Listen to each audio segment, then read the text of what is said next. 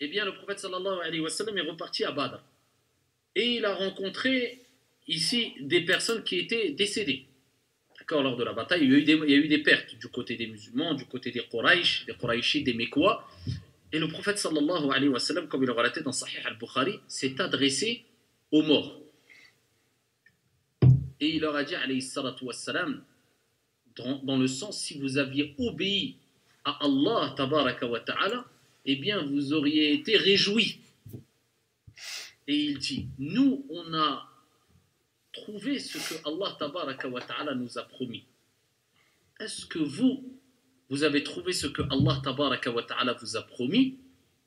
Il s'adresse à qui, là? Il s'adresse à des morts. Omar ibn al-Khattab, radiyallahu anhu warda, il dit, Ya Rasulallah, tu t'adresses à des corps sans âme. C'est que des corps, là. Et le prophète sallallahu alayhi wa sallam, dans le sens, il dit, ils entendent mieux si ce n'est plus, ou autant si ce n'est plus que vous. C'est plus des vivants, en fait, c'est des survivants. Ils entendent plus que le vivant. Pourquoi pas? Ils entendent. Alors de là, les savants ont divergé.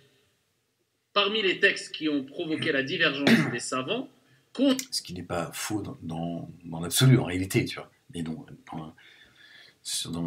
sur le domaine terrien, tu vois, c'est complètement délirant ce qu'il dit. Concernant le fait que les morts peuvent ou ne peuvent pas entendre, eh bien, il y a ce texte-là.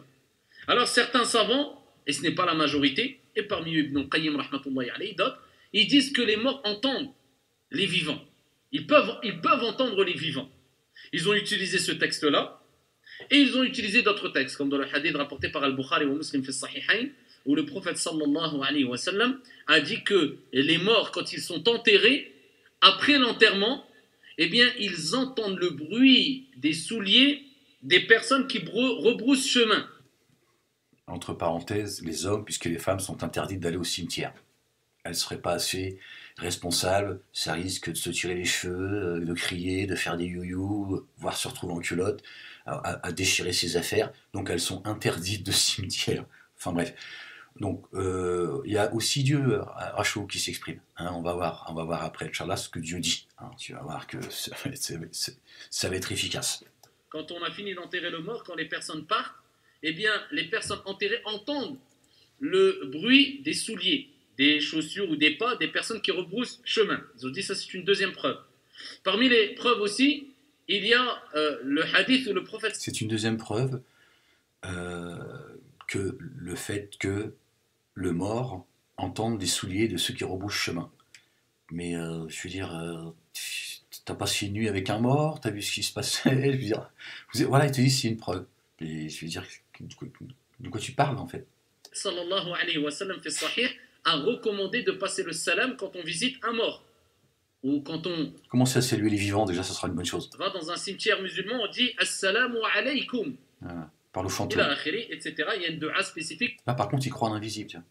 Quand tu leur dis que la prophétie, elle est dans l'invisible, elle descend quand Dieu décide de la faire descendre. Non.